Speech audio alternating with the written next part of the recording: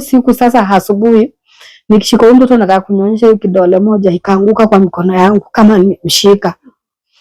So I was scared like kumbe mtoto nikameungua tu kabisa, hizi vidole mpaka zinaoka zenyewe. Nikaenda kwa nasi bado pale, sikuwa nachoka na wao. Kamuuliza ndafanyaje juu mtoto wangu vidole zinaanguka, mtanisaidia aje? Wakaniambia wao sisi hatuwezi kusaidia kwa sasa, but kuna daktari tunangojea atakuja, then yeye ndo atadecide venye itakuwa. Kwa hapo karibu juu wao ndo walienda kuleta huyo daktari. Akaangalia mtoto akamwambia, unajua nyinyi mmechoma mtoto na hii ni hita ilimshika, mbona mliweka mtoto karibu na hita na ikamchoma? Alikuwa na mimba huyo mama, unajua labda alifeel pain. Akanyamaza. Akamwambia hata mnyamaze, hata kama msipomwambia ukweli, huyu mtoto mmemchoma na ni hita imemchoma. Huyo mtoto hajatolewa hapa, aende nyumbani.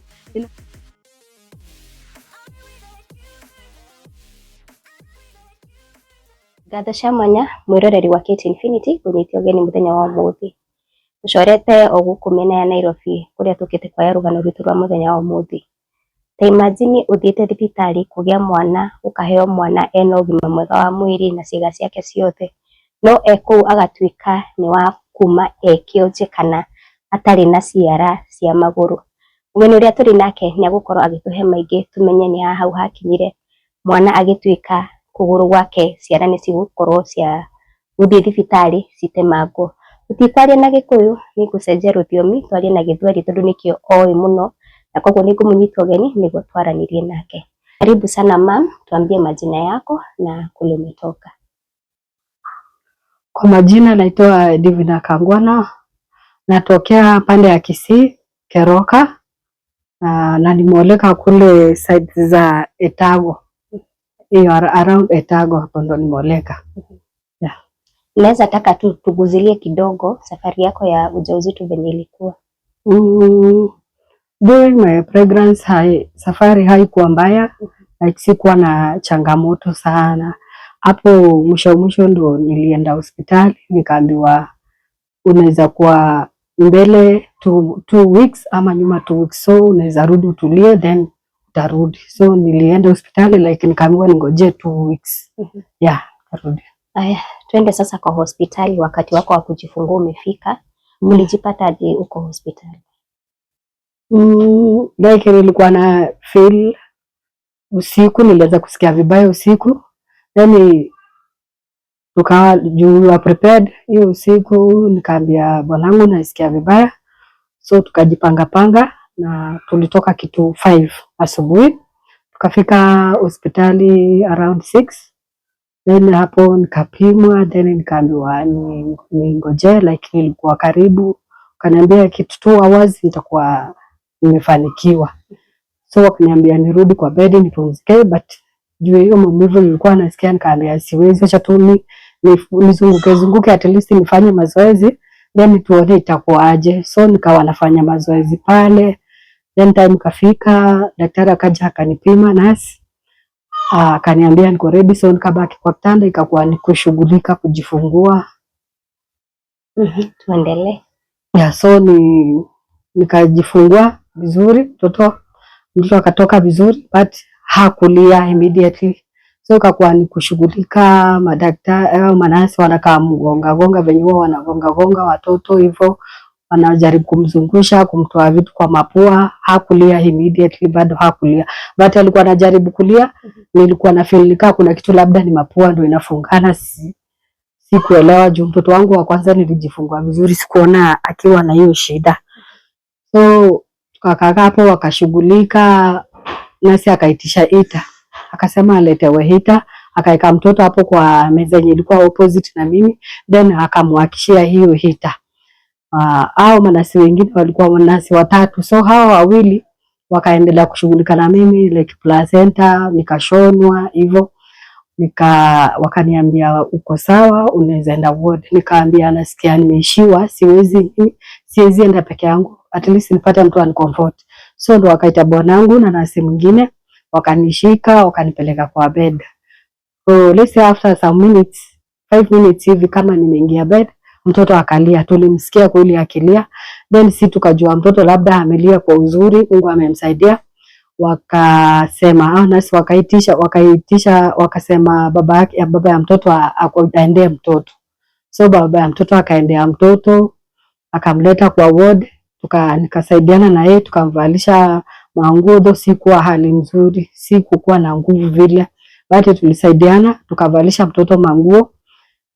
Tukawa tunatulia tu tuko pale, but huyo mtoto aliendelea kulia hakunyamaza. So akashinda anasumbua kulialia, na nilikuwa nafikiria labda ni tumbo inamuuma ama kuna kitu kingine. Newborns wanakuanga na maneno mengi, sikuelewa shida ilikuwa nini.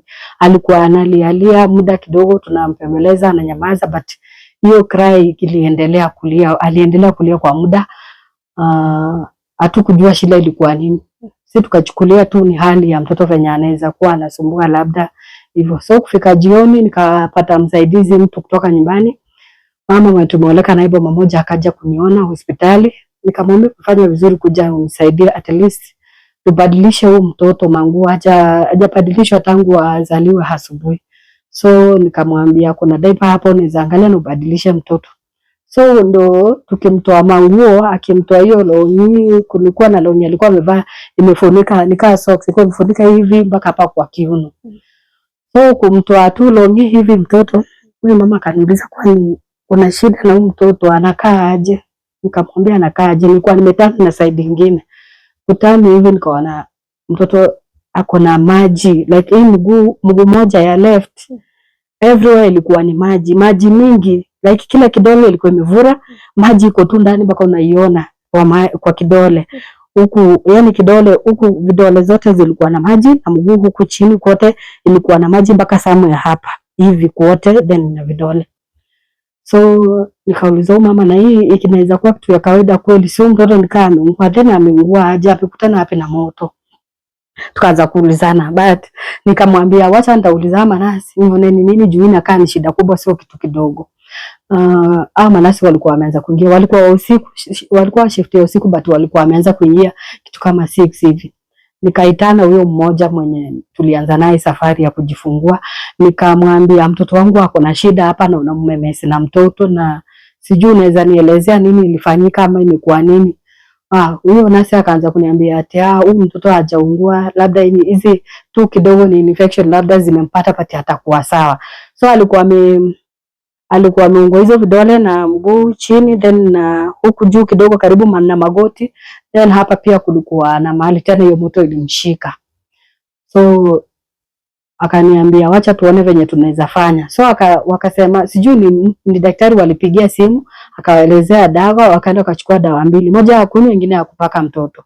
So wakapaka huyu mtoto hapa kwenye alikuwa mguu, dawa ilikuwa inakaa yellowish, wakampaka huko kote kwenye alikuwa amechomeka, then wakampea nyingine akakunywa.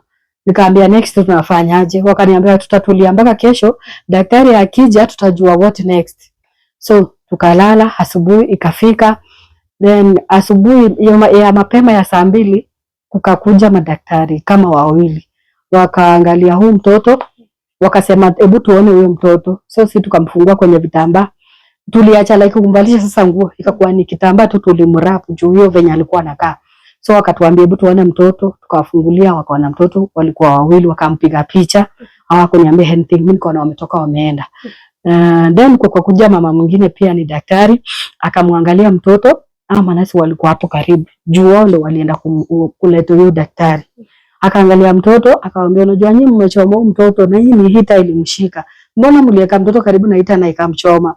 Alikuwa na mimba huyo mama, unajua labda alifilio pain. Akanyamaza, akamwambia hata mnyamaze, hata kama msipomwambia ukweli, huyu mtoto mmemchoma, nani hita imemchoma. Huyu mtoto hajatolewa hapa ende nyumbani. Ina happen anakaja, angekuwa ameenda nyumbani arudishwe hapa tungesema mama amemchoma. But hii incident imefanyika hapa kwa hospitali. Mimi wakala semkachoma mtoto. Hawakusema kitu. Nikauliza, so unasikia niwaambia jana jioni mmenichomea mtoto na mkaanza kusema ati ni infection. Wakanyamaza. Huyo daktari akatoka akaenda. So kidogo maconsultant 2 wanaume pia wakakuja. Nao wakaangalia mtoto pia wakampiga picha. Na kidogo pia admin alikuja pia akaona mtoto. Then admin akaniongelesha pakasema si kitu kubwa, labda ni kitu taisha haraka, Mungu atamsaidia, but what we can do au ma consultant wakasema tunampea referral ya Kisii level 6 aenda shughulikiwe pale.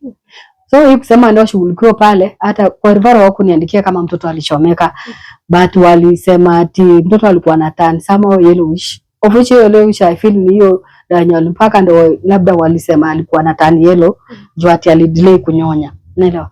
So story ikachange. So mimi juu nilikuwa peke yangu na nilikuwa na maumivu, nilikuwa nashindwa naweza record kana, yani singejieleza peke yangu, like singejitetea peke yangu, nilikuwa peke yangu na hali yangu haikuwa mzuri, nilikuwa mnyonge. So gari wakajipanga panga, but walienda wakamtafutia mtoto line kwa mkono, wakamwekea maji. Of which hiyo maji ili delay, ilikuwa inafaa kwa hiyo jioni. Juu unaona hii ni kuungua na alikuwa anafaa apate hiyo first aid mapema. Au wakushughulika hiyo jioni, like walijifanya nikaa hawajamchoma. But in the morning venye walienda kushughulika nini tuende referral, huyu mama vile alienda na mtoto alienda akaekewa line na wakamwekea maji. Vile alirudi alikuwa na hiyo line, kauliza mama line ni ya nini kwa mkono, akasema ni maji wamemwekea. So tukakaa hapo, gari ikakuja kitu kama saa 8 hivi. Ndio nikauliza kama consultant, sasa mmenisukuma mbele, mmeshachoma mtoto na mkaniambia niende mbele. Hapa mbele bili sijui zitakuaje, labda hapa nahitaji pesa hapa na pale, nitafanyaje mimi kweli? Na mimi kuja kujifungua vizuri nirudi na mtoto wangu akiwa sawa. Wakaniambia mama, hisi kitu unaleta, unataka kuleta shida hapa, but mtoto atakuwa sawa, hii sio kitu kubwa. Wewe ndio uko mbele, madaktari watakwambia utashughulikiwa. Na sisi tunaenda nyinyi mpaka pale. So walitupeleka au consultant mpaka tulifika nao pale. Sasa sijui walienda wakaandikisha nini walisema siwezi jua. Sababu wenyewe nilikuwa mnyonge na uwezi fuatana na wao. But sisi tukapelekwa kwa nursery, kutoka kwa nursery pale na mimi nikapelekwa wodi ya wamama. Acha nikukate kidogo kabla sasa tuingie huku Kisii level 6. Wakati mtoto aliekelewa pale kwa kitanda, alikuwa na nguo? Hakukuwa na nguo. Hakukuwa amevalishwa nguo, alikuwa tu vile alizaliwa. Wakimwekea hita hakuwa na any clothes. Na hiyo ndio alikuja kumvalisha. Okay. Yeah. Na hii hospitali ni private ama ni? Hiyo hospitali ni ya government, inaitwa Nduru level 4. Iko pande ya sides za hiyo place inaitwa Nyamarambe, ika town tu kadogo. But hiyo hospitali ni ya government, Nduru level 4. Hivyo ndio inaitwa. Okay. Yeah. Tumefika Kisii na umepewa kitanda na mtoto pia. Yeah. So mimi nikapewa kitanda, nikapata kitanda. Watu walikuwa wamejaa, but tulikuwa tunakaa wawili kwa bed. Hiyo ni situation tu, labda ni kawaida. Then na mtoto akabaki pale kwa nursery. So hapa mimi sikuwa ipeleka mtoto nursery, sikuwa najua nafanyika nini. So nikauliza mama wenzangu, huku mtoto akipelekwa pale mnafanyaje? Wakaniambia ni every 2 hours but unakaa kuishiwa. So tutakusupport kwenye tutaweza, juu unakaa tu umeishiwa. Yani venye tu nilikuwa nimeshonwa, hata kutembea ilikuwa ni shida, then hiyo kuchoka. So wakaniambia tutakusaidia. Hata kuoga nilikuwa napata mtu anajifrontia, tunaenda naye kwa bafu, ananisaidia nisianguke juu nilianguka hapo Kisii. So venye nilianguka, wakakuja wakaniokota. Then wakaniambia juu nakali yako si mzuri, labda ni hiyo pressure. Venye huyu nasi alisema Kenya tunafanya, ukitaka kuenda nasi usiende, itisha watu hapa ni wengi wenye walijifungua kitambo, at least wamerecover. Hawa watakusupport ile time yenye uko hapa. Na ukipata kachai unawabai, hivyo ndo tunafanyanga. Nikamwambia hakuna shida. So akawa ananisaidia nikienda kuoga, at least niko na mtu ananisupport. Nikienda kwa choo ilikuwa hivyo, kuna mtu anaweza nisupport. Juu sikuwa na hali yangu haikuwa mzuri. Ikifika ni kunionyesha, nilikuwa nafika pale kama wengine wameanza kunionyesha watoto. Hata wengine wako hapo. Juu hiyo pale tulikuwa tunakaa ni mbali sana na hizo nursery. So kutembea like miguu kanivuria, miguu imevura, niko na maumivu, sikuwa najua hata niharakishe kutembea. Nikajaribu hiyo majioni, tukaenda kama mara moja kwa usiku. So tena wakaniambia bado usiku tutaendelea kuenda after every 2 hours. So 20 minutes tu, kuna mmoja tulikuwa tunalala naye alikuwa anakuja ananiamsha. Na niambia usikate kama unasikia vibaya, usijifanye ati ama utulie tu, imagine mtoto wako kwa sawa. Lazima tu ufike pale. Na sikuwa na maziwa tukifika hospitali. So mimi nilikuwa naenda pale nachukua mtoto wangu nakaa naye kwa mkono namrudisha pale. Juu sikuwa ananyonyesha. Mimi nilishtuka like everything. Niliona niko tu kwa dunia nyingine, sikuwa. So nilikuwa naona wengine wananyonyesha watoto, mimi nakaa tu na mtoto wangu pale, sikuwa na anybody. So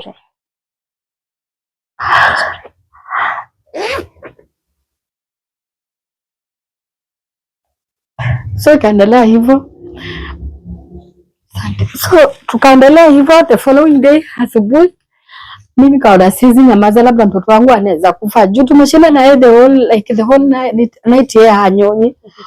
Nikaona hiyo kitu inani affect, nikaita nasi moja, nikamweleza, nikamwambia mimi nijifungua tu normal but maziwa bado sina, like mtoto hanyonyi. Mimi nikienda pale na mshika tu tunakaa na yeye namrudisha. Akaniambia hana shida, kama umesema ni vizuri tutamwekea, kuna hii maji yenye tunaweza mwekea na kuanga na some foods then itam sustain, but ujaribu sana, niambia kama kuna mtu mwenye mkuja naye akutafutie chakula zenye ziko na maziwa, at least kule mtoto apate maziwa juu hizi endelea hivyo. Bia sawa. So nikata kuna chakula nilikula hapo masukuma manini, then tuseme kitu kama saa 7 hivi nikaanza kujisikia niko na maziwa, so tu akaanza kunyonya hivyo. Tukashinda, ilikuwa na Wednesday, Thursday morning bado nikaenda kwa nasi, nikamuuliza naona hiyo siku sasa asubuhi nikishika mtoto nataka kunyonyesha, hiyo kidole moja ikaanguka kwa mikono yangu kama nimeshika. So I was scared, like kumbe mtoto nikameungua tu kabisa, hizi vidole mpaka zinaoka zenyewe. Nikaenda kwa nasi bado pale, sikuwa nachoka na wao. Kamuuliza ndafanyaje juu mtoto wangu vidole zinaanguka, mtanisaidia aje? Wakaniambia wao sisi hatuwezi kusaidia kwa sasa but kuna daktari tunangoja atakuja, then yeye ndo atadecide venye itakuwa. So nikashinda the whole day, then nakuja naangalia mtoto Thursday asubuhi bado nikauliza Manasi, itakuwaje kesi ya mtoto wangu? Unasi akaniambia Kenya tunafanya tunangojea daktari venye nilikuambia jana. So atakuja leo ni Thursday, watoto watakuja kutembelewa. Then daktari atatuambia the way forward ni gani. So nikatulia tu, bado naenda pale na mnyonyesha mtoto. Hiyo masaa 7 hivi nikaitwa na daktari. So kutoka pale nilikuwa naogopa, nikafikiria labda mtoto amepasi juu nilikuwa naona mkienda kunyonyesha mnakataza msingi kama mtoto amefariki, mamake anakuja anaonyesha then wanatoa hiyo mtoto. So venye niliitwa sikukumbuka venye niliambiwa asubuhi. So kitu ya kwanza nilikuja ni mtoto wa Mungu amekufa. Tukasumbuana hapo kwa mlango, sikutaka niingie ndani. Watu wakaniletea mtoto mpaka kwa mlango. Kaniambia mtoto wako ndio anapumua, hebu ingia ndani. Ndio nikaingia. So kuingia ndani kapata huyu daktari alikuwa mzungu. Wakaniuliza unaweza ongea Kizungu ama unaweza sikia? Nikaambia naweza sikia na naweza ongea. So tukaongea na daktari, akaniambia huyu mtoto wako kesi yake ni tofauti. Like huyu mtoto ameingia ameungua 3 degrees deep. Hii moto imeingia ndani, like imeingia ndani kabisa. So kitu yenye utafanya hapa Kisii level 6 aina machines enough zinasaidia mtoto in case anaweza toka theater alemewe. Hakuna venye watamsaidia. So tuna prefer Kenyatta ndio hospitali nzuri ya watoto, so tutakutuma pale. Nikamwambia sawa. So huyo daktari akatoka. Then nikauliza Manasi, kutoka hapa nafaa nifanye nini? Wakaniambia kutoka hapa tunakutafutia gari, hata kama uko na NHIF. Sisi huku Kisii hatuna gari ya kupeleka Nairobi, ni mbali, hatuna. Ingekuwa within tungekupatia yenye. Yaani tuko nazo patia ziko condition nzuri. Niambia sawa. So wakaniambia uko na NHIF? Nikamwambia niko nayo. Then umelipia iko active? Nikamwambia like hii ago sijalipia. Wananiambia kama mwaka mmoja hujalipia haina shida. Ukilipa then ulipe mwaka mmoja extra itakuwa active. Ikishakuwa active then uweke jina ya mtoto ndani, in case of anything huko mbele itamsaidia, itagharamika. So nikaambia bwana alikuwa ameenda nyumbani juu ya uchofu, pia alilala pale hospitali, unaona hakuna mahali pa kulala. Nikampigia simu haikuongea, but nilikuwa na namba za mafriends zake, nikawapigia wakamtafuta wakamleta, yani akafungua simu tukaongea naye, nikamwambia tumetumwa hospitali tena tumeambiwa tuende Kenyatta. Kaniambia ni kweli ama ni mtoto amekufa? Nikamwambia ni kweli, wewe kuja ujione. So tena akakuja alifika late. But sasa hakuweza kushughulika na hiyo NHIF. So the following day, hiyo Friday alienda akashughulika, tukafanikiwa, like alilipa, kuna pesa tulikuwa nayo kidogo. Then tukaambiwa tungoje gari on Friday. Tukangojea gari saa 2 usiku, hiyo gari ilikuwa inatoka Migori. Gari ikakuja, wakatuweka ndani na mtoto, then tukapelekwa mpaka Kenyatta. Tukafika asubuhi kitu 5. So kufika 5 pale kwa casualty, mtoto akapimwa kuanzia hiyo nini wenye unapima hiyo temperature hivyo. wakatuweka pale kwa kitanda casualty, na mimi nikapewa kiti pale nikakaa hapo kando. Wakaniuliza, mama, mtoto wako na siku ngapi? Nikawaelezea mtoto nini ilifanyika, nikawaelezea mtoto alichomeka hospitali. Wakakuwa madaktari wakubwa wakaanza kuja, wanapiga mtoto picha, wanaenda na hizo picha, then wao wakipiga picha nilisikia wanapeleka kwa scan. So wao wakumpeleka mtoto scan, wanapiga then wanatuma na simu yao. So wakampiga mapicha pale, ndio wakaanza sasa discussion. Obviously wanaongea tu mbele yako, akasema mtoto ni mdogo sana na tunahofia anaweza kufa sababu ni mdogo, na akishikwa na infection kidogo anaweza enda. So alikuwa anaambia madaktari wenzake, mtoto acha tupiganie uhai wake tuone kama atasurvive, but mjaribu kabisa. Ama daktari mkuu hapo akasema tutajaribu upande wetu. So tukakaa pale, wakasema na casualty ingekuwa place mzuri ya kumweka juu huku hakunanga infection, like kila kitu is clean, like everything is good. Kasema mwingine akasema hapana, casualty tunaweza mweka ya, but huyu mama huwezi jua ametoka background gani. Ikifikia ni mambo na kutoka bills itakuwa shida, na casualty tunalipa in cash na then it's very expensive, like a day more than 100k. So mwingine akasema tunaweza mpeleka Burns tujaribu, but asikae na watu wengine na watoto wengine, apelekwe apewe room yake peke yake na mama, then tuone kama ata survive. So tukashinda hapo, casualty tulikaa like a whole day. So kitu kama saa 10 tukapelekwa pale tukapelekwa Burns unit. Burns unit Kenyatta ni kama ICU, but ya watu wenye wameungua peke yao. So nikapelekwa pale, nikawekwa kwa ward. Hiyo ilikuwa na vitanda za watoto, hata mnalala hapo tu na mtoto, hizo vitanda tu ndogo za watoto, but mnajifinya tu naye. So nikakaa hapo one day, but hiyo jioni then watoto wengine wako wanaletwa, tukafika 3. Manasi wakasema hapana, huyu mtoto tuliambiwa akae peke yake. So wakanitafutiwa hapo, kuna rooms tu mingi kama 10 hivi tuseme. Wakanitafutia moja ikaoshwa vizuri, nikatandikiwa kitanda, wakaniambia ni shift pale na mtoto. So tukaenda kwa room yetu, actually hatukuwa tunakaa na yeye, tulikuwa tunakaa mimi na mtoto peke yake. The following day bado madaktari wakakuja wakamuona, then after wakakuja wakaniambia, so huyu mtoto wako tunampaka dawa, kuna dawa tutampaka kwa hii mguu, tuone tumfungie ikae mpaka kesho, tuje tuone kama hii kungua yake ni vitu zinaweza toka, tusugue like asiende theater, tunajaribu yani. So kuna chemical walikuja like kuna dawa walimpaka, wakamfungia, wakakuja wakamfungua. The following day wakapata like haikufanya anything. So wakaniambia hii ni kesi ya theater juu hii moto iliingia ndani, au hapa haiwezi, lazima ataenda tu ashughulikiwe pale theater. Madaktari wakubwa watakwambia ataenda kufanywa nini theater. Nikamwambia sawa. So madaktari wakawa wanaingia, wanakuja wananiambia, mtoto wako tunafaa tumpeleke theater, uko na mtu mwenye anaweza tolewa damu, like theater tunataka damu. So baba mtoto alikuwa pale, the first day akatolewa tolewa damu, wakaanza tu kushughulika mambo na theater, but mimi nilikuwa mgumu wa ku accept juu sio kitu imenifanyikia. So tukasumbuana hapo like the whole day. Jioni saa 1 hivi wakanitumia consultant mwingine, akaniambia hapa ukikaa uanze kusumbuana ama madaktari watachoka na wewe na utapaki hapa na mtoto ukiumia. So wewe ni at least unapea time yao uone wanafanya nini, na huko theater mtu hawezi kufa, kuna facilities na Mungu atamsaidia. Wewe ni uombe Mungu sana, mtoto wako akienda pale Mungu amsaidie harudi vizuri. Hiyo ndio kitu ya maana. Ukiaccept tu ufungue roho yako, mtoto ataenda pale na arudi akiwa sawa.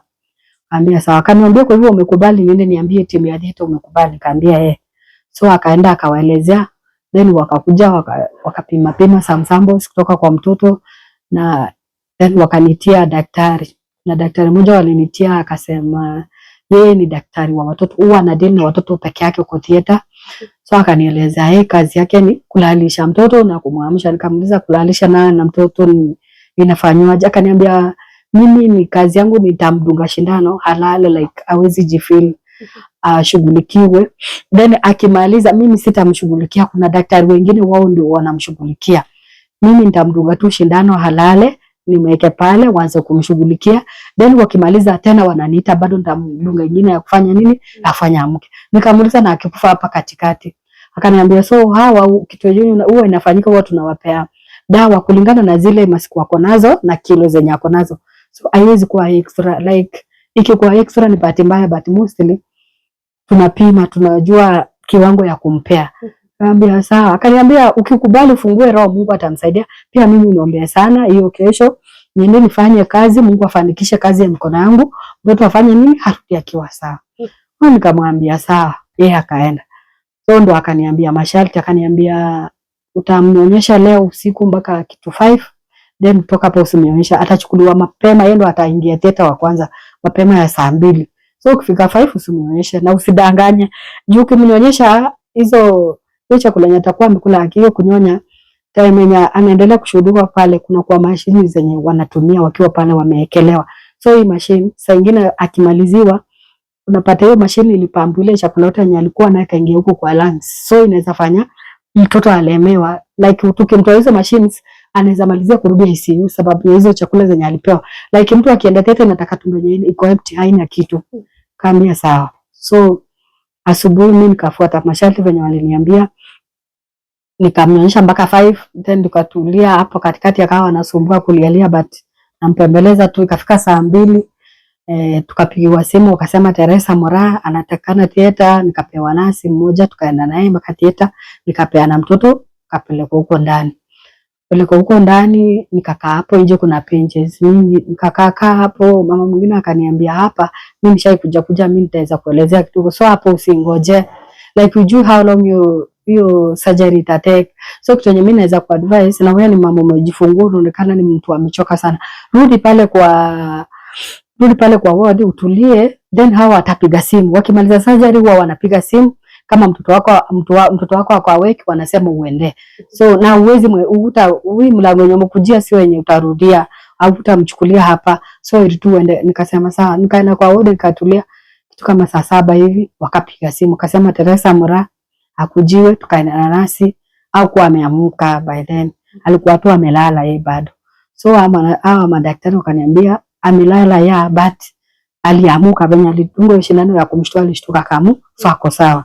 Enda na yeye umwamshe, ukimnyonyesha like unamnyonyesha, unakaa kidogo na mwamshe, unamnyonyesha ndo again juu bado ako na njaa. Ambia sawa. So tukarudi na mtoto pale kwa ward, kana mwamsha kidogo pale ananyonya. Au manasi wenye wanakaa hapo sasa kwa bans walikuwa wanakuja wananiuliza mtoto wako aje. Ambia asioni akiendelea vibaya kunyonya, kaambia ananyonya kidogo anarudi analala. Wakaniambia yako sawa. Usiku kitu saa 2 nikaa sasa siwezi elewa kama ni dawa yenye walikuwa wamemdugu ya kugandisha iliisha kwa mguu. Mtoto sasa akawa na bleed tu. Huko kwa miguu kote chini kulikuwa ni damu, hivyo imepita tu kwa hiyo bandage yenye alikuwa amewekewa. So nikaita nurse. Mimi kitu yenye nilikuwa naona iko na shida, nilikuwa nawaita nawaelezea. So nikaambia nurse, mtoto ana bleed. Akamwangalia akasema, wacha niulize theater venye tutafanya.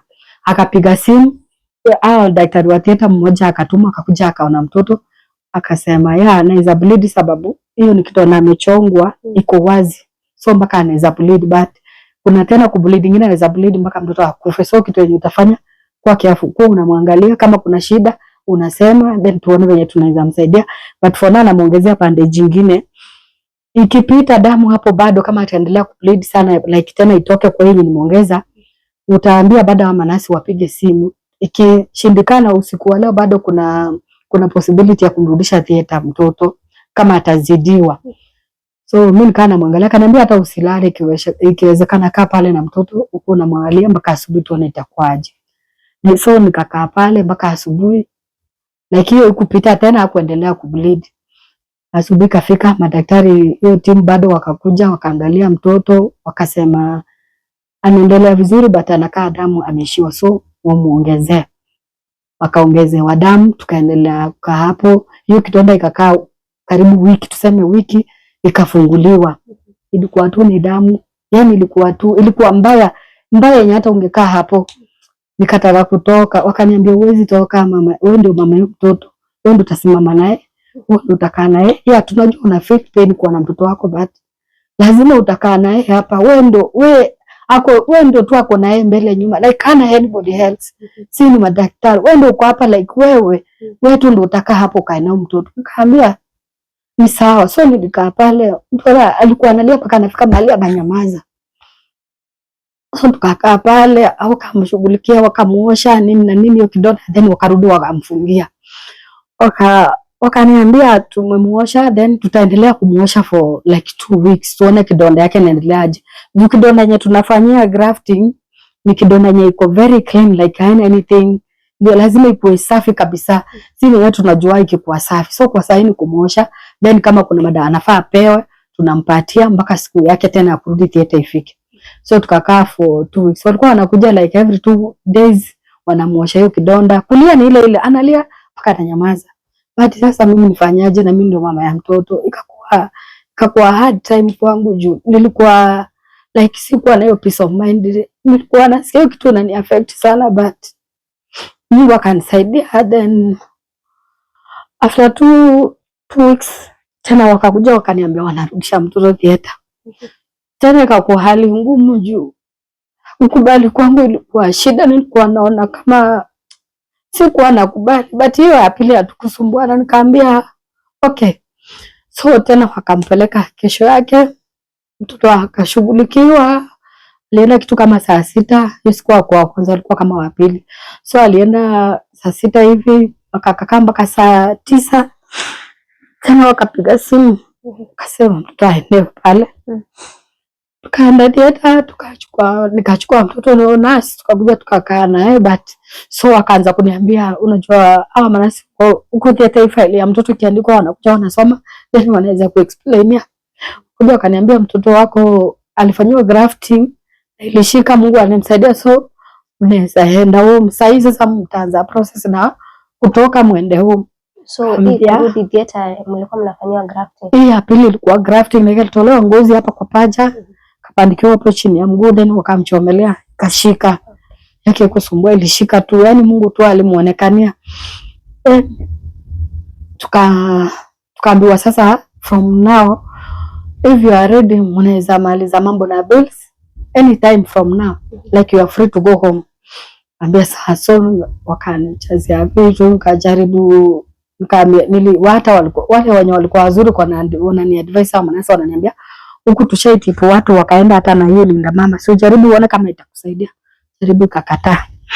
Wakaniambia huku mostly wanatakanga cash juu ya hizi surgery zenye mtoto amefanywa, na huku ni kama ICU mostly ni cash. So hiyo pesa tulikuwa hatuna.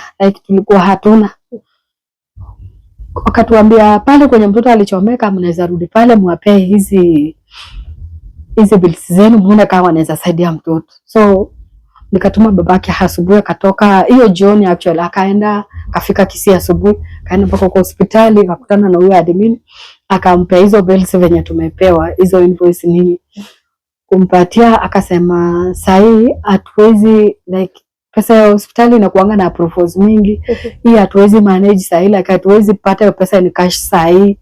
Akamuuliza sasa nitafanyaje, na nyinyi ndio mwenye mmenichomea mtoto, like mtoto wangu anaumia sababu yenu. Bado insist, akamwambia like kwa sahihi hatuwezi, hakuna kitu tunaweza kusaidia. Akaona nikawa akanipigia simu, nikamwambia sasa ukisimama hapo uendelee kuambia, na wamesema hawana njia yenye wanaweza kusaidia. But kulikuwa hapo na sijui ni nasi ama daktari mmoja aliniambia walipatana na yeye wakaongea, akamwambia sisi hata tuko willing tuwasaidie, like kama tunaweza changisha hivi kitu kidogo yenye tutapata.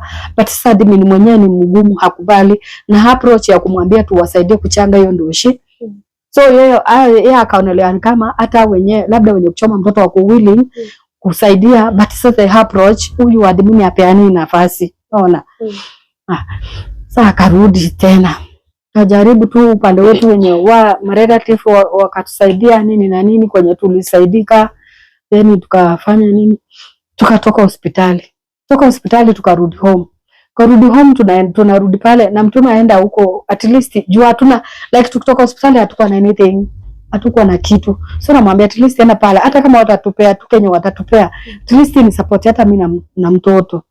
Akienda pale na huyu admin anamwambia tutaongea, tutapanga. Akarudi kaka ikashinda. Sasa ikaanza kukuanika mchezo hapo katikati, na anaenda pale hakuna kitu anaambiwa. Nikaja nikamwambia sasa tutafanya hivi, tutafute hard forget tuone kama anaweza shtuka at least. Nikaenda kwa hard forget, akatuandikia barua kuna pesa alituitisha hapo consultation fee na pesa kuandika barua tukampa, then akatuambia nitawaambia majibu. So akapeleka, ilikuwa hiyo majioni, I think hapo ni karibu tu na hiyo hospitali. So si hatukujua kama anaweza chezana, kuna venye wanaweza ongea mpe pesa hiyo kesi shama, yani unaelewa. So akapeleka barua kwa hospitali. Hiyo kama tumefika home tumetulia jioni kitu saa 2, huyu administrator akapigia bwana simu, huyu admin akamuuliza, so mlikuwa mnasemaje, mnataka kucompensate waje? Si tukajua ni obviously barua ndio imemfikia na anafanya apige simu. Akamwambia, so ulikuwa mnakuwa actually mlikuwa mnataka pesa ngapi? Akamwambia sasa hii siwezi kuambia hivi na mdomo, sababu lazima nikae at least nifanye hesabu na bibi akuje tuongee tuone tumegharamika kiasi gani, then tukuambie. Kufika akamwambia tunaweza fanya hivi, mnaweza kuja, ilikuwa na Wednesday, mnaweza kuja Friday asubuhi kitu ya saa 2 tuongee tuone venye tunaweza fanya mali tunaweza compensate. Tukamwambia, huyu akamwambia sawa. So sisi tukakaa hiyo Thursday, Friday asubuhi saa 1 akampigia huyu admin, bado akapigia bwanangu simu akamwambia, kuna mahali nimepata naenda, kuna mazishi naenda, so sasa hii siwezi patikana, like siwezi make, so msikuje. Huyu akamuuliza mpaka lini, akamwambia nitakuambia itakuwa lini. So no obviously ni kama yule advocate nikaa na venye waliongea, akampea pesa kidogo, akaona hiyo kesi ikaisha hivyo. Akaja akarudi, tukakuwa tunatulia pale, tunajaribu kufikiria venye tunaweza saidika, tunatafuta njia, tunakosa. So tena tukakuja tukatafuta tena advocate mwingine kule Kisii. Tulikuwa tunaulizia hata watu, tulitaka sana mtu wa kutusaidia. Unapata mtu anaconnect na kuambia hii ni namba ya advocate fulani anaweza kusaidia. So akaenda Kisii pia, akaitishwa pesa ya barua na pesa ya consultation pia akalipa. Huyu naye akamwambia, lazima nikuwe na hiyo file ndio nianze kesi, lazima nikuwe na hizo details zenye walichukua hiyo siku mkienda kujifungua, so mpaka nitafute mtu ni connect naye. Akamwambia ni sawa, wewe jaribu utaniambia. So akamwachia, si akona namba yake ya simu, nangu akarudi. Sasa naye sijui alienda kule wakapembelezana, akapewa pia pesa akisielewi. So nayo pia ikaisha hivyo, like sikuwa ipata anything. Unaona, nilijaribu advocate kama wewe, si ati nilikaa tu nikanyamaza. Nilijaribu but sikupata. Mtoto wangu like hakupata haki, hakupata mtu wa kunipigania. So tukaendelea kukaa bado. Tukakuja tena tukarudi baadaye na mtoto na baba pia hatukumpata. Tukaambia soja wa gate, tukamuuliza admin yako wapi, kana tuambia ako ndani. Acha nimwangalie. Sijui alienda akamwambia potea, umekujiwa. So sisi tena anakuja na tufule na tuambia ingia ndani mumuone. Kuingia pale tukakaa, kuna mtu anatuambia chochote, like haonekani. Nikamwambia bwanangu ni usiku, tuende home. Tukaenda home. Tukaenda tukaa tu tumetulia juu sasa tulikuwa tunatafuta venye tunaweza pata, like tulikuwa tunakosa mtu anaweza, like kama hiyo advocate tunapata hiyo pesa umekuliwa unasema fadhali hii pesa hata ikae at least tugaramike kama ni pambasi na nini juu, badala ya kupea mtu tu akule na akusaidie. So kaa tunatulia, then kidogo kama mtoto kama ako mwaka hivi, naona ngozi yake inaanza kuchange. Mtoto ilianza kama rashes tu kidogo kwa uso. Then niko na hii kitu na like after 3-4 days naona uso karibu yote ameanza kuwa mweupe kama mzungu. Like alikuwa unapata somewhere hivi kote ni mweupe, hakuna hizi. So weupe ilianza kuzidi weusi sasa. Mimi nikasema sasa hapa hii inaweza kuwa tena ni ugonjwa, mashida iko hapa ama ni kitu, ama ni ngozi yake mtoto inatoka. Yaani nilikuwa najiuliza maswali mengi. Nikasema hapana, wacha at least nipigie hata mamangu nimuulize, hata niambie tunaweza fanya aje. Nikapigia mamangu simu, nikamwambia mtoto naona aendelee vizuri, mtoto like ngozi yake inabadilika. Akaniambia haje na usemi, hebu piga picha unitumie. Kupigia mamangu picha, akaniambia mtoto ugonjwa wa ngozi umemshika na amuoni na anaumia. Sasa ikawa by the time akaniambia sasa tunapanga umpeleke huku, umlete huku Nairobi, tumpeleke hospitali tuone kama anaweza saidika. Nikakuja Nairobi, nikakonektiwa na mtu Nairobi Hospital. Tukaenda tukaona daktari wa watoto, unalipia, like nilimuona ulikuwa unalipia 4K, unaona daktari anakueleza. So daktari akaona mtoto, akampima tu kilo, akaniambia pia afya ya mtoto si nzuri. Ndio nikamuelezea venye mtoto alichomeka hospitali nini na nini, akasema hiyo kuungua pia inaweza affect mtoto asikuwe na afya. But yafaa umutafutie diet like akule diet, yani akule diet yenye iko balance. Nikamwambia ni sawa. So akaniambia nitakuandikia chakula zenye unafaa kumpea, then nitakurifaa kwa daktari wa ngozi juu mimi si daktari wa ngozi. So yeye akamwandikia madawa, yani yeye akamwandikia dawa ya kukunywa ya kumfanya akuwe na appetite, then akamwandikia hizo foods zenye anafaa kula. But ni food zenye hata singe afford, nikiangalia they were very like expensive. So mimi obviously huwezi sema ati ni expensive, unaambia daktari na hata kunulia. Kaambia sawa, akaniandikia paka dawa. Tena akaniambia ananirifaa kwa daktari mwingine hapa hii wa ugonjwa ngozi. So mimi nikafeel labda alinisaidia kimuujiza, kuna kulipa. Kanje nikaambiwa lazima ulipe, nikalipa hiyo ngiri 4. So kesho yake nikampeleka hiyo hapa hii kwa daktari wa ngozi. Daktari akamuona pia, nililipa 5k. Akamuona like kumuona tu, then akamuona akasema, nikamuuliza ni kitu inawezaisha, akaniambia ni kitu inawezaisha but anataka madawa yake ni bei kali, but kama unaweza jaribu utajaribu tu. But tunajaribu kwa pande wangu, utajaribu pia ujaribu pande wako kununulia madawa. Ambia sawa. So nikaandikiwa madawa na daktari, karudi nikapiga simu, zingine hata nikakopa, nikafanya nini, nikamunulia madawa at least. So akaniambia juu hii ni kitu inakimbia, hii ugonjwa ikishika mtu inakimbia like mwili mzima. Kitu yenye unaweza fanya ni nitamwandikia appointment ya haraka at least tuone kama tunaweza stopisha. So akamuandikia, akaniambia for now muende 2 weeks umulie. Akaniambia nimulie dawa ya kujipaka asubuhi na ingine ya jioni, tupu moja ilikuwa 1000.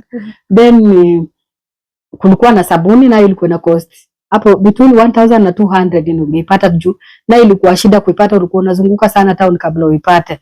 So nikaandikiwa na madawa ya kukunywa, dawa zilikuwa karibu 2. So nikaenda nikamnunulia za 2 weeks. Then nikakaa tena 2 weeks, tena nikarudisha mtoto, bado wakamwangalia, bado wakamwandikia madawa yenye aliona ifanye mzuri, akambadilishia. Then akaniambia sasa juu tumeshampea madawa, tuna hope for the best. Sasa wiki 2 pia utaweza tena, labda unatoka Kisii fair nini. Sasa hii at least acha nikupea allowance ya mwezi moja, juu naona mtoto aendelee vibaya. So nikakaa tena mwezi, tena nikarudi pale, akaniandikia madawa ya mwezi. Hiyo mwezi ulikuwa unapata inacheza kitu kama 12k, ilikuwa pesa mingi. But nilikuwa najaribu, napiga simu, nalia hapa na pale, nisaidieni nini. Na nilikuwa na for the first time hakuwa nakosa hizo madawa, nilikuwa najaribu tu my efforts. So nikampeleka kama mara 2 mwezi mara 2 tena. Sasa daktari akaja akaniambia ameanza kuchange kidogo, so sasa inakupea allowance ya 2 months. Wenye alinipea hiyo ya 2 months, akaniandikia da 2 months ilikuwa nachezea karibu kitu kama 20k. Hiyo na nilinunua nusu, sio uongo. Juu nilikosa pesa. Nikanunua madawa nusu, nikakuja na mtoto, nikaenda nyumbani, karudi nyumbani. So kutoka hapo si pesa mimi mwenyewe, bwanangu ana kibarua like hata hiyo yenye tulikuwa tunamtubu nao, kulikuwa na mahindi kidogo tulikuwa nao kwa nyumba, ndio tuliuza. Like sasa tukaishiwa, ikakuwa ni hatuwezi pata pesa ya hizo madawa. Kuona daktari ni 5k, then kumnunulia hizo madawa ilikuwa inataka pesa. So nilifika nikalemewa, so tuseme kumtibu ikaishia hapo ya hiyo ugonjwa ya ngozi.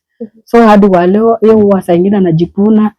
Nikipata ile kidogo kwa napata, sometimes namnunulia dawa sabuni tu ya kuoga, but madawa hapati jo. So ugonjwa wake bado haijaisha, anaendelea ako nayo. Ni vile haiongezi, lakini bado hako nayo, haijaisha kabisa. Haijaisha like hajapona mtoto. Bado anahitaji madawa. Anahitaji madawa. Wakati ulimpaka hiyo dawa, wewe mwenyewe uliona ni kama hizo patches zimepungua?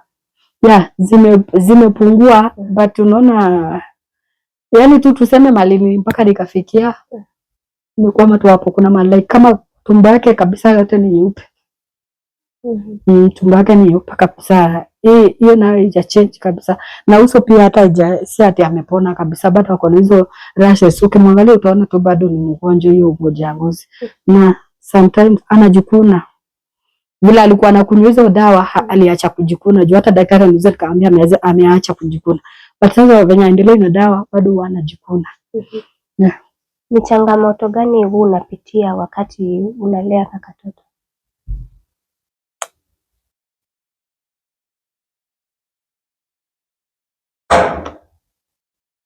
Changamoto nazo naweza sema zimekuwa mingi, kwa sababu kuzunguka hospitali hapa unapelekwa, ingine inataka pesa, unakosa hiyo pesa ya hata transport. Saa ingine nilikuwa nakosa juu Kisii ni mbali mpaka Nairobi, mpaka nilikuwa na fare, then hizo madawa kumnunulia, saa ingine nakosa. Nilifika mahali like nikakosa kabisa, kama saa hii hakuna dawa, natumia kwa tu hivyo. Na kwa sasa mtoto ako na miaka kama ngapi? Saa hii mtoto ako mwaka na miezi 11 na hajajua bado kujitembelea. Bado hajajua kutembea, like naona ni kama nafaa apate kama therapy hivi, labda inaweza msaidia. Bado hajajua kutembea, na naona ako almost 2 years, bado hajajua kutembea mwenyewe. Tena hizo machakula yale andikiwa, huwa najaribu kwenye naweza, but saa ingine nashindikana. Hebu jaribu kutufafanulia kidogo, ni chakula aina gani aliambiwa kwa nakula? Nilikuwa nimeambiwa tuseme kama one day huyo daktari alisema naweza mpea asubuhi, naweza mpea uji. Aliniambia nafaa nishage hizi maomena njugu yani hiyo mixed. Kwa vitu aliniandikia nafaa ni mix, nimshagie hiyo unga ya uji. Then masaa zingine kakaa kidogo anafaa akunywe maziwa. Ikifika lunch time anaweza kula beans. Then sijui alisema akasema na mchele ama kaugali hiyo lunch time. Then saa ingine anaweza taka nyama, saa ingine samaki, yani tu mtu nini alikuwa anataka. Balanced diet like niliambiwa simpe kitu moja, so nabadilisha naenda kwa nyingine. Fruits akule kwa wingi, hivyo niliandikiwa fruits kwa wingi, maziwa apate enough, then na hiyo uji. Kuna kitu umetuambia kuhusu kufanyiwa therapy. Ni uamuzi wa daktari ama ni mafikira yako? Okay, kuna mahali wanamwacha nikienda kibarua. So kwenye namwacha nikienda kibarua, kuna madaktari kuna manesi wanakujanga kuona watu wako na daycare. Saa nyingine kuna nurses wanakuja kuona watoto, wanawapima like wanapima kilo, na wanaangalia tu mtoto like wanakuja kutembelea watoto. So kuna hao walikuja kwa hiyo daycare, wakaangalia mtoto, wakauliza mtoto ngozi yake inakaa iko na shida, ako na shida gani hasa. Mama yake alikuelezea, akawajibu huyu mtoto alikuwa na medication, but alifika mahali nikaa pesa ilianza kukosa, madawa nini ikaanza kukosa. So ndo bana nakaa hivyo juu hata nywele yake inakaa nyeupe. So then wakamuulizana mambo ako how old, akamwambia but then alikuwa mwaka na miezi kama 6 hivi. Wakasema huyu anachelewa kutembea, sasa akaonyesha hii mguu vile mtoto anakaa.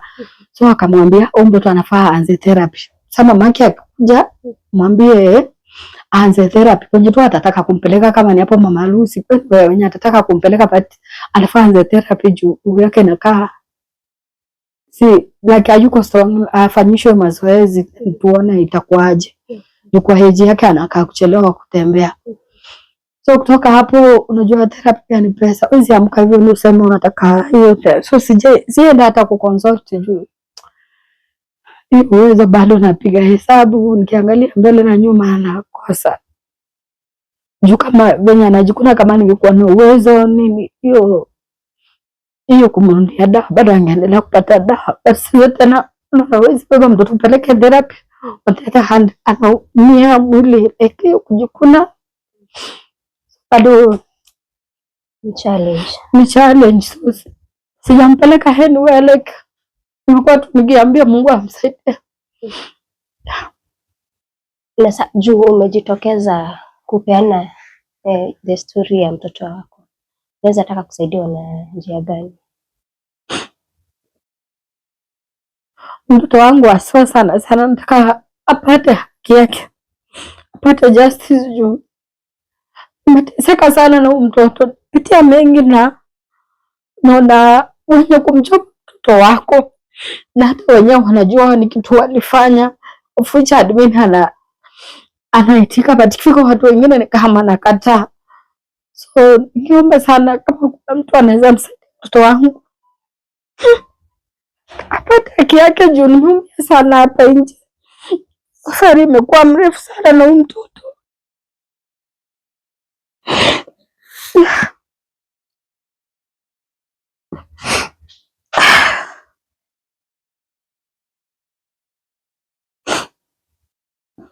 Okay.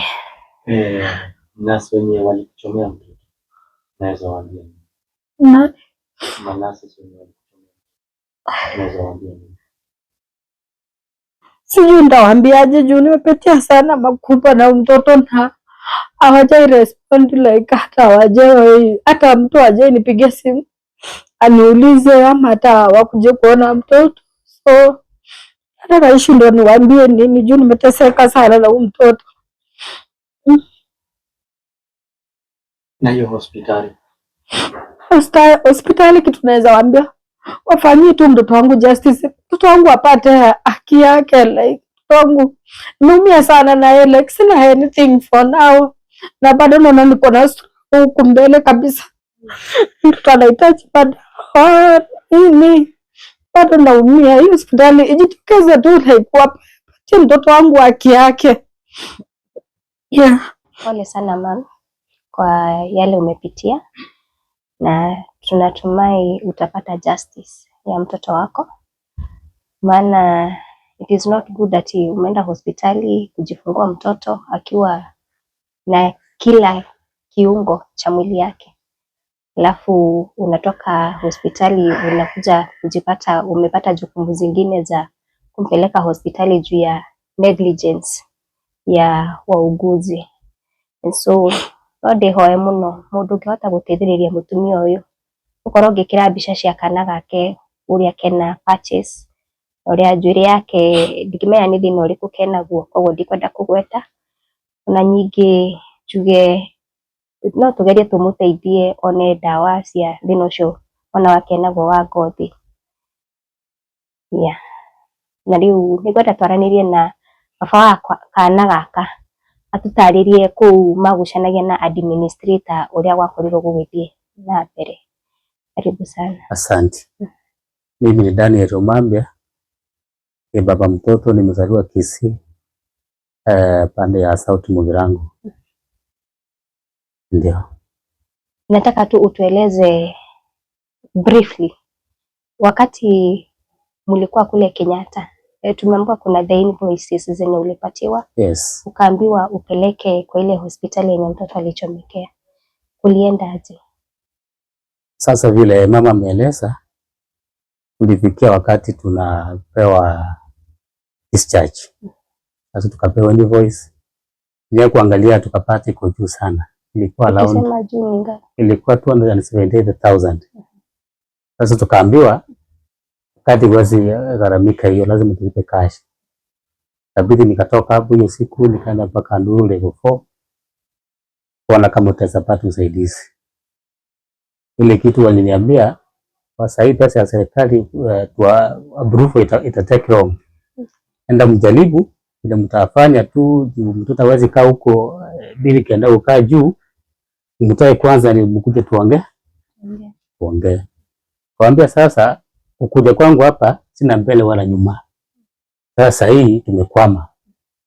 Hakuna njia nyingine mtazafanya, hata nyinyi mpige simu ama tafute njia nyingine mtu msaidie. Sema hapana, sasa tuwezi danganyana. Hii nienda kwanza mzungulike mtoe, alafu ndio mkuje tuongee. Leo tulitoka hapo na mama ameeleza, tukajaribu juu chini, tukauza ile tulikuwa nayo, relatives wakatusaidia kidogo, mtoto tukamtoa. Baadaye sasa kurudi huko ikawa sasa ni story ya kujificha, huyu admin hataki kuonekana. Sasa mpaka tukafikia sasa ile njia tutafanya ni kutafuta lawyer. Okay. Tafuta lawyer naye Ni kama tu mambo ya ongo tu ikaingia ndani na yeye akaanza kupeleka hivi. Hakuna story ambayo inaenda straight.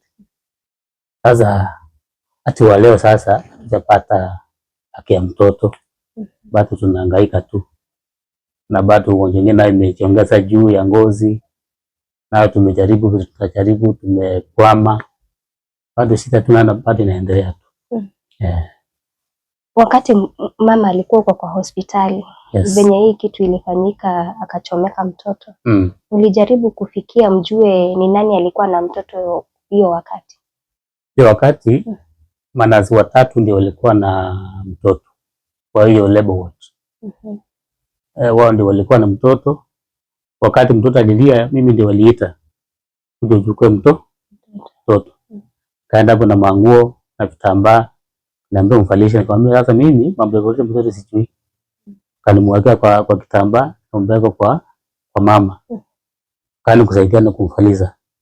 Sasa hiyo kumfaliza tu alikuwa tu analia kwa ujungu. Sasa wamama walikuwa kando wakasema labda ni ile tu alivuruta tu hewa mbaya ndio inamsumbua kwa tumbo. Kujaribu tu kumsunguza nini mtoto analia. Kumbe kuna vile ameumia tujui. Sasa baadaye ndio mama alikuja kugundua mtoto amechomeka kutokana na hiyo balls ilikuwa tu amechomeka hiyo maji sasa ilikuwa imejaa kwa mguu. Sasa kutoka hapo ndio tukajua kumbe mtoto alikuwa tu ameungua na wale walikuwa wataka tu kufunikia. Kwa hivyo hamkujua specifically ni nurse mgani alikuwa na mtoto? Wao tunawajua sasa, nikiweza tu sema ni majina gani, lakini sasa tukifika hapo tutawaona huyu na huyu ndio alikuwa. Walikuwa tu wamama watatu na mwanaume tuseme ni wanne sasa. Ndio walikuwa hapo hiyo masaa. Na hiyo wakati wa kupewa transfer, management juu tumeambiwa mtoto alikuwa ana turn yellow. Uliangalia the documents ukaverify akona hiyo yellow? Hiyo yellow ilikuwa tu ni dawa alikuwa mpaka ilikuwa tu yellowish. Sasa mpaka ile dawa mahali penye alikuwa tu amejamuka kwa hiyo mgundi alikuwa tu yellowish. Lakini mwili mwingine alikuwa sasa ni vile sasa walikuwa tu kutaka kuficha wakasema ni infection. Kufika Kisii level 6 sasa wakaburu wakasema hapana, mtoto amechomeka 3 degrees in tipa. Sasa huko ndio sasa walifikia tu siri. Hii mtoto amechomeka, ndio sasa daktari wa kipa akasema hii ngozi imechomeka imeisha yote. Ngozi ya kwanza, ya pili, ya tatu hakuna. Sasa itabidi mpeleka mahali penye atasaidiwa kwa mashini kubwa. Ikabidi sasa wakatransfer Kenyatta. So from the documents zenye mlitoka nazo huko kwenye alijifungulia, hakuna mahali panaonyeshana ni kuchomeka? Ile ya Nduru hawakusema mtoto amechomeka. Walitupea tu livaru tu peke yake. Sasa ya kuanzia Kisii ndio inasema tuko nazo tu zote. Na the management mkitoka hakuna kitu kingine waliwaambia?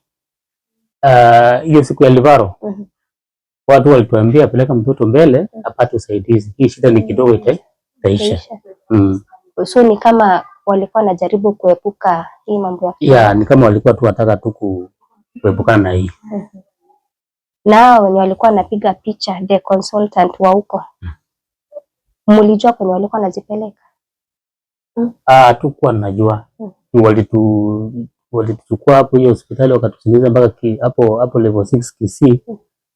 Sasa wakatoweka wakaenda hivyo. Hatujui walienda wapi. Sasa wakatoacha hapo tu tukaenda kunyumbulika sasa. Ni ujumbe gani uko nao kwa the administrator mwenye ulipata huko Nduru? Ile ujumbe nitaweza kuwa nao kwa administrator ya Nduru. Tumeumia sana na hii mzigo ilikuwa tu yao. Negligence yao. Sasa hawana hata pole yaani ile kutuambia pole kwa hii mzigo tumewapepesha. Sasa mpaka sasa hivi hatujui ile kuchomeka imefanya mpaka mtoto bado ngozi inaleta shida. Mpaka wa leo mtoto bado hajakuwa mzuri. Bado akona shida. So ile ujumbe tuko nayo kama ni uwezo at least waingie na wao watusaidie kidogo. Unaweza tupatia namba yako ya simu ndio watu waweze kuwasiliana na wewe? Namba yangu ni 0116 25 41 73. Majina inaleta Divina Kangwana. Naweza rudia ni 0116 25 41 73. Divina Kangwana. Yeah. Wale watu wenye wamekuwa wakiwa support, na ujumbe unaweza taka uwafikie? Wale wenye wamekuwa akinisupport kwa hii safari, naweza waambia asante sana, Mungu aendelee kuwabariki. Like wasiwahi kosa, Mungu awabariki kabisa juu wamenitoa mbali. Yeah.